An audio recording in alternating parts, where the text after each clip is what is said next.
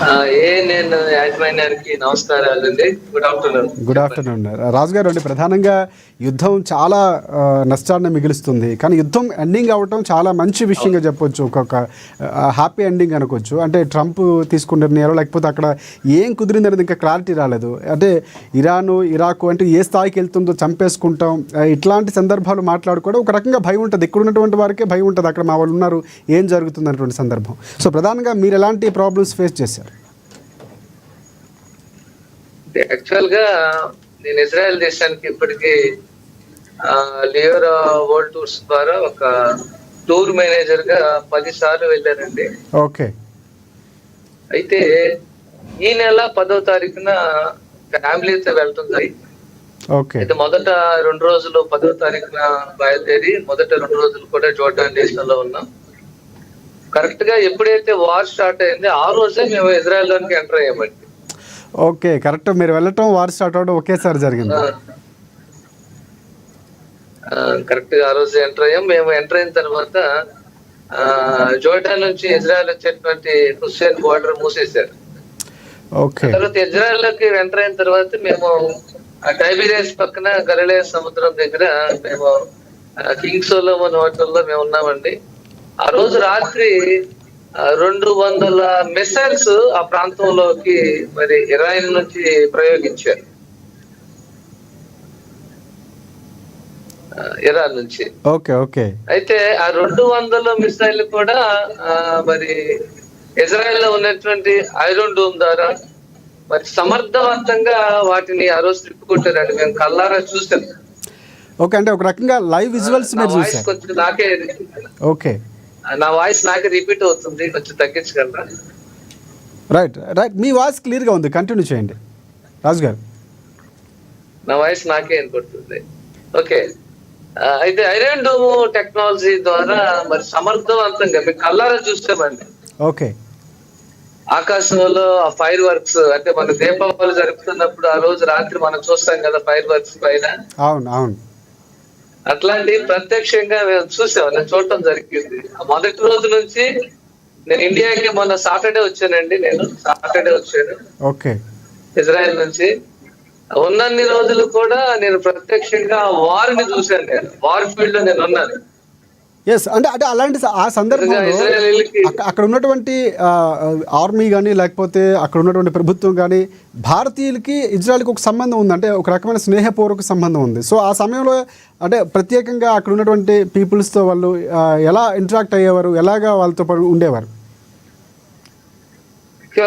Israel army కానీ Israel పోలీసులు కానీ చాలా ఫ్రెండ్లీగా ఉంటారండి. ఓకే. చాలా సాఫ్ట్ గా ఉంటారు. ఎందుకంటే ఇజ్రాయెల్ దేశంలో మరి 12th స్టాండర్డ్ అయిన తర్వాత ప్రతి విద్యార్థి కూడా 3 సంవత్సరాలు ఆర్మీలో పనిచేయాలి. అవును. అంటే ప్రతి ఒక్కరికి కూడా, అంటే ప్రతి సిటిజన్ కూడా యుద్ధంలో ఎలా పోరాడాలో, ఎలా గన్ పట్టుకోవాలో వాళ్ళకి పూర్తిగా తెలుసు. అంటే ఏ సందర్భంలో అయినా ఇక్కడ నుంచి అయినా అంతర్యుద్ధం చేయడానికి కూడా సిద్ధపడేలాగా అక్కడ ఉన్నటువంటి సిచ్యువేషన్స్. అవునండి, ప్రతి సిటిజన్ కూడా యుద్ధానికి సిద్ధంగా ఉంటారు. ఓకే. ఒకవేళ దేశం అంతా కూడా యుద్ధానికి వెళ్లాల్సి వచ్చినా సరే దేశం అంతా కూడా వెళ్ళిపోతారు వాళ్ళు. ఓకే. ఓకే. అంటే ఎందుకంటే అందరికి యుద్ధ నైపుణ్యం తెలుసు. ఎస్ ఎస్, అంటే ఒక యుద్ధ రీతిలో ఇది కూడా ఒక కొత్త విషయం అనుకోవచ్చు మనం. అవునండి, ఖచ్చితంగా. రైట్. అంటే అక్కడ సదుపాయాలు ఎస్ ఎస్, అంటే సదుపాయాలు కల్పించడంలో ఇందా చెప్తున్నట్లు వారు ఫ్రెండ్లీగా ఉంటారు అని మనం తెలుసుకున్నాం. కానీ ఇక్కడ అంటే ఆ 11 రోజుల పాటు మీరున్న రోజులు అంటే ఫుడ్ కానీ, లేకపోతే ఫెసిలిటీస్ వెళ్ళటం కానీ, ఇలాంటి సందర్భాల్లో పరిస్థితులు ఎలా ఉన్నాయండి అక్కడ? లేదండి, అంటే యుద్ధం జరుగుతుందన్న మాటే ఇక్కడ న్యూస్ ఛానల్స్ కూడా చాలా భయంకరంగా చూపిస్తున్నాయి. ఓకే. కానీ మేము ప్రతిరోజు కూడా ప్రశాంతంగా ఉన్నాం. చాలా మంచి విషయం. అసలు మీరు ఇలా లైవ్లో అక్కడ బాంబులు పడటం, ఎదుర్కోవటం చూసినటువంటి వ్యక్తిగా అంత ప్రశాంతంగా ఉండటం అనేది ఒక చాలా మంచి విషయం ఒక రకంగా చెప్పాలంటే. అంటే ఫ్యామిలీతో ఉన్నానండి, నేను ఒక్కనే కాదు. ఓకే.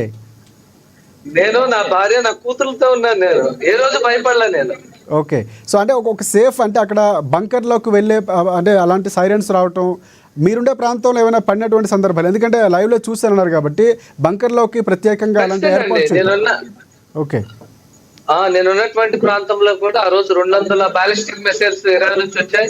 ఓకే, వచ్చే సైలెన్స్ మోగి ఫస్ట్ ఏమో ఫోన్ కి అలర్ట్ వస్తుందండి. ఓకే, అలర్ట్ వచ్చిన ఒక 1 minute కి 2 minutes కి సైలెన్స్ మోగుతాయి. ఓకే, లైట్స్ ఆఫ్ అయిపోతాయి. సో అంటే సైలెన్స్ మోగగానే మనం ఏం చేయాలంటే ఓకే, అక్కడ ఉన్నటువంటి బంకర్ ఏదైతే ఉందో సేఫ్ సైడ్ లో మనకు దగ్గరలో ఆ బంకర్ లోకి వెళ్ళిపోవాలండి. ఓకే, ఒక పావు గంట అయిన తర్వాత మనం మళ్ళీ వచ్చి మన పనులు మనం చేసుకోవచ్చు. ఓకే, అంటే ఒక రకంగా చెప్పాలంటే ఒక చిన్న బ్రేక్ లాగా, ఒక బ్రేక్ లాగా ట్రిప్ మీరు ఎంజాయ్ చేశారేమనుకోవచ్చు. అంటే యుద్ధం జరుగుతున్నటువంటి తీరు దూరం నుంచి ఉన్నాం, మీరు ప్రత్యక్షంగా ఉన్నారు. సో ఒక రకంగా అలర్ట్ అవగానే లోపలికి వెళ్ళిపోవాలి, తర్వాత వచ్చి యాజ్ యూజువల్గా ఉండటం. అవునవును, ఖచ్చితంగా. ఎందుకంటే నేను చాలా సార్లు విన్నానండి, యాక్చువల్ గా ఇజ్రాయెల్ కి ఒక ఐరన్ డూమ్ అనేటువంటి ఒక మంచి టెక్నాలజీ ఉందని, అవును అవును, దాని దగ్గర యాంటీ మిసైల్ టెక్నాలజీ అనేది ఒకటి ఉందని విన్నాను, కానీ ప్రత్యక్షంగా చూడలా. ఈ నెల వెళ్ళినప్పుడు వాటిని ప్రత్యక్షంగా చూశాను నేను. ఓకే, అంటే ఒక రకంగా ప్రపంచం కూడా ఒకసారి పరిచయం చేసుకుంది ఇజ్రాయెల్ యుద్ధ రీతులు, లేకపోతే ఒక రకంగా చెప్పాలంటే వార్ టు మ్యాన్ చేసే యుద్ధాలు కాదు, ఇప్పుడు రిమోట్ వార్ అనుకోవచ్చు. మనం భారత్ చేసినటువంటి యుద్ధం కానీ ఇప్పుడు జరుగుతున్నటువంటి యుద్ధం కూడా ఒక రకంగా రిమోట్ యుద్ధం అంతే, ఇక్కడ నుంచి కంట్రోల్ టెక్నాలజీతోనే నడుస్తుంది. రైట్, అవునండి. అందులో వీళ్ళు 4 రకాల డిఫెన్స్ సిస్టమ్స్ పెట్టుకున్నారండి. ఒకటేమో ఐరన్ డూమ్ అయితే దాని రేంజ్ వచ్చి 200 to 300 కిలోమీటర్స్. ఓకే, రెండవది యారో 1, యారో 2, యారో 3 అని సిస్టమ్ ఉందండి. ఆ తర్వాత మూడోది కింగ్ డేవిడ్ స్లింగర్ ఉంది, అది 500 కిలోమీటర్ల రేంజ్ వచ్చి దానికి. ఓకే, నాలుగోది థర్డ్ అని ఉందండి, అంటే ఆ terminal high attitude area defence system అని ఉంది. ఇంకోటి ఉందండి, ఇప్పుడు లేటెస్ట్ గా లేజర్ కూడా వాళ్ళు స్టార్ట్ చేశారు. అవును, అంటే ఒక నూతన టెక్నాలజీని అన్నీ ఫేస్ చేసుకోవడం. ఒకటి, మీరు అక్కడి నుంచి ఇక్కడికి వచ్చే క్రమంలో అంటే ఏమైనా మీరు అప్లై చేసుకోవడం, లేకపోతే సో అక్కడ ఉన్నటువంటి అధికారులు మీకు ఎలా సహకరించారు ఒకసారి ఎక్స్ప్లెయిన్ చేస్తారా? ఎందుకంటే మీరు యుద్ధం మొదలవుతున్నప్పుడు అక్కడ దిగారు, యుద్ధం మధ్యలోనే వచ్చేయటం, ఆగిపోవడం, ఇక్కడ సీజ్ ఫైర్ కూడా ఒప్పందం కుదిరింది. సో ఈ సందర్భంలో మీరు అక్కడి నుంచి ఇక్కడికి రావడానికి ఈ ప్రాసెస్ ఎలా ఎలా అప్రోచ్ అయ్యారు? అంటే మనకి వీసాలు వచ్చిన తర్వాత మేము బయలుదేరి వెళ్ళామండి. ఓకే, వెళ్ళాము. మాకు ఎక్కడ లియోరా వరల్డ్ టూర్స్ వారి ఆఫీస్ ఒకటి ఇజ్రాయెల్ లో ఉంది, బేర్షాన్ లో ఉంది. భారత ఎంబసీ మనకి పూర్తిగా అక్కడ అలర్ట్ చేస్తుంది, ఇప్పటికే చెప్తున్నాం. ఇక్కడ మన న్యూస్ లో మాకు తెలుస్తుంది ఏంటంటే అక్కడ ఎవరికి ఎటువంటి ఇబ్బంది లేదు, సో ఇన్స్ట్రక్షన్స్ ఫాలో అవ్వాలి.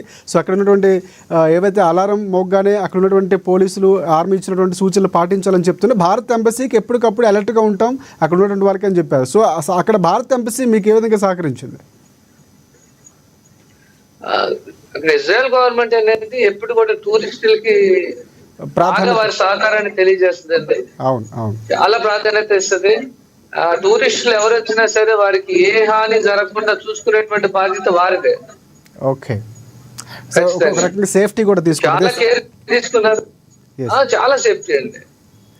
రైట్, మనం ఒకసారి ఎందుకంటే రోడ్ల మీద కానివ్వండి, ఎక్కడ కానివ్వండి, ఇజ్రాయెల్ సైన్యము, ఆర్మీ వీరందరూ కూడా తిరుగుతూనే ఉంటారు గన్స్ పట్టుకొని. అది కూడా ఒక్క గన్ కాదు, 2-3 గన్స్ పట్టుకొని వాళ్ళు తిరుగుతూనే ఉంటారు.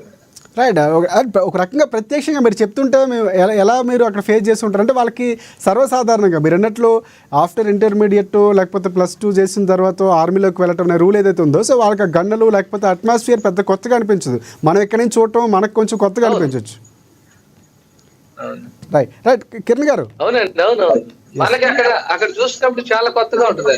అవును అవును, ఎస్ కిరణ్ గారు. మీకు అలాంటి సందర్భాలు